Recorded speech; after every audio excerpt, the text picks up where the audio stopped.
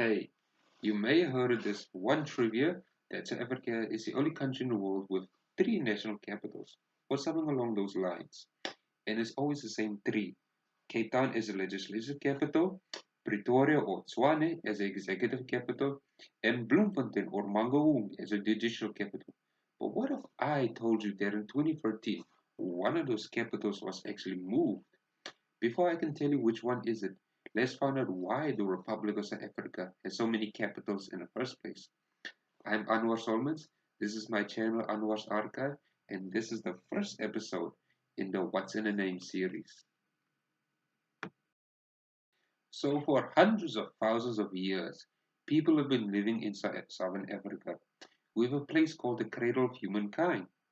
At first by Neolithic hunter-gatherers that we call the San, and then 2,000 years ago nomadic pastoralists we call the Kwekwe. Around the same time, Iron Age agriculturists also migrated into southern Africa. These agriculturists spoke languages that belonged to the Bantu branch of the Niger-Congo language family, and they built villages and cities like Kurechane and Mapungubwe, while also incorporating the resident San and Kwekwe. Then, in 1488, European explorers led by Bartholomew Diaz sailed around the southern tip of Africa. On his return, when his ship started to sail northward, Diaz named the cape where they made a turn Cabo de Boa Esperança, which is Portuguese for the Cape of Good Hope. For more than a century and a half, European sailors sailed around this cape, sometimes trying to establish a colony, only to be chased away by the Africans. But in 1652, a private Dutch corporation established a more permanent station at the Cape of Good Hope under the leadership of Jan van Riebeeck. The Dutch Cape Colony was confined to the Cape in its first 50 years, hence its popular name, the Kaapkolonie. But in 1701, it rapidly expanded eastward and northward, coming into conflict with local Africans such as the Kwekwe, San, and Xhosa. This expansion of the Kaapkolonie was driven by private farmers, called in Dutch boeren. But in 1795, the Kaapkolonie stretched all the way to the Greater Fish River, or Grote Visrivier in Dutch, a direct translation of its square name, the Kaapkai, which is phonetically preserved in Xhosa as Inquba. By this time, a new European power would show up and take over the Kaapkolonie.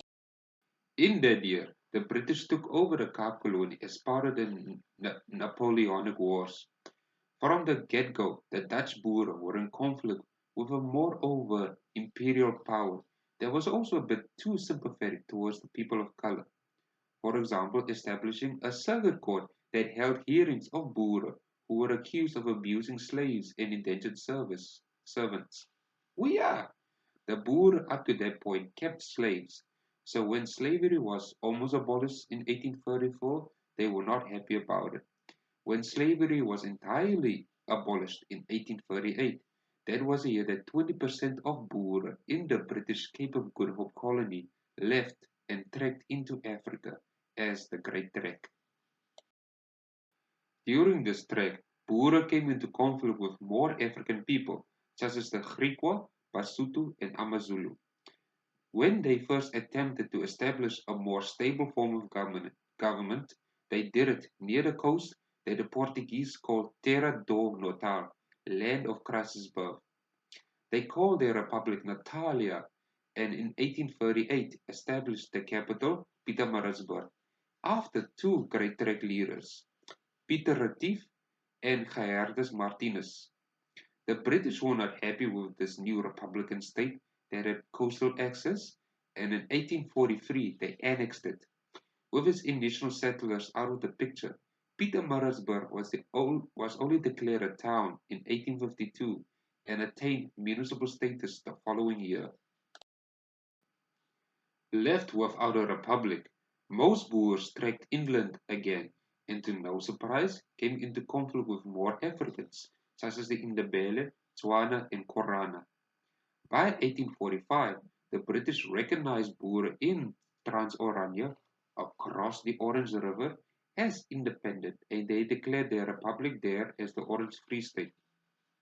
The Orange is the name of the longest river in South Africa, hence why it's called by the Kwe as the Garib or Great River.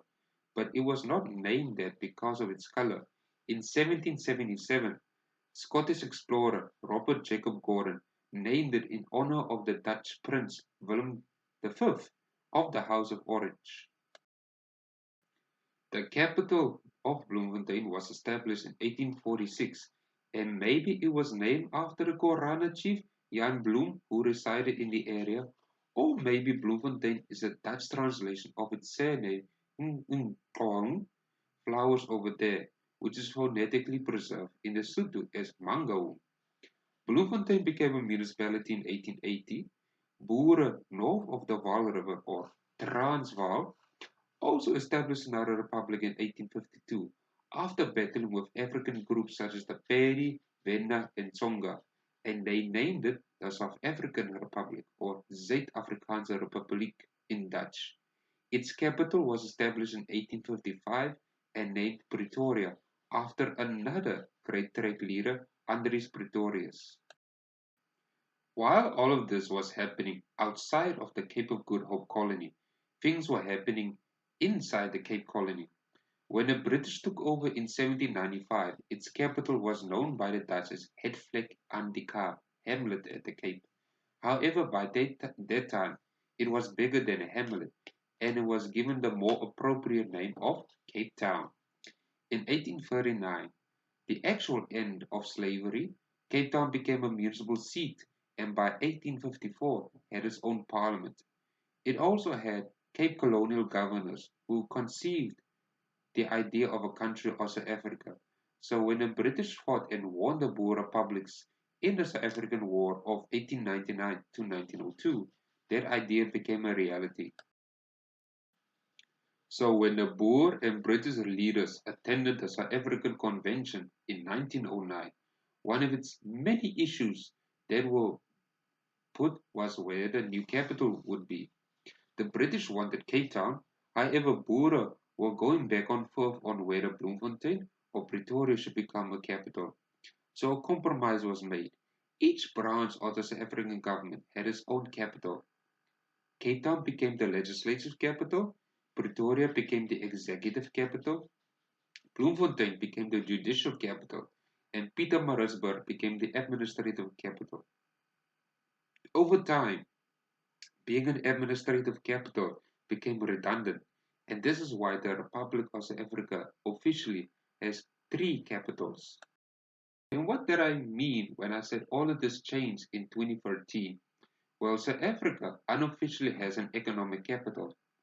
Established on a farm Randjieslagte in 1886, Johannesburg was maybe named after the owner of the farm, Johannes Meyer, or it was named after Christian Johannes Joubert, a legislative member of the South African Republic and head of mining affairs, or more popularly, Johannes Riesig, head clerk of the Survey General of that republic. Whoever it was, Johannesburg grew so fast that it had its own town council in 1904 and reached city status in 1928. Johannesburg is also the seat of the highest court in South Africa, the Constitutional Court, which was established in 1994. Take note I said highest. In 2013, an amendment to the Constitution of South Africa was passed that restructured the judicial system. Part of the restructuring was declaring that the Chief Justice of the Constitutional Court was head of the judiciary and that this court didn't need only to hear constitutional matters, but also of any matter that is of general public importance. So in 2013 was the year that the unofficial economic capital of South Africa became the official judicial capital of South Africa.